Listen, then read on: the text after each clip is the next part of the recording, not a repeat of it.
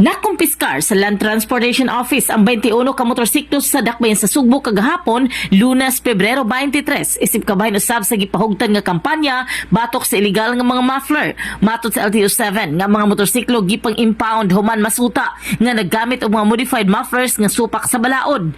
Ang maong ahensya nihingusog sa ilang operasyon batok sa mga sakinan nga dunay dili compliant nga mga tambutso nga hinungdan sa saba kung mulatas sa karsada.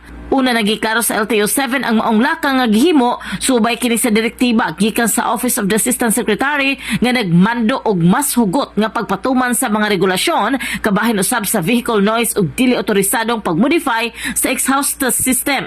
Gihimo ang operasyon human usab makadawat og daghang reklamo ang uluhang buhatan sa LTO kalabot sa mga sakyanan ug mga motorsiklo nga saba diha sa kadalanan. In the heart of changing lives, kini si Brigada Junalyn In the heart of changing lives, kini si Brigada Junalyn Humwabis sa 90.7 Brigada News FM Cebu, the Music and News Authority.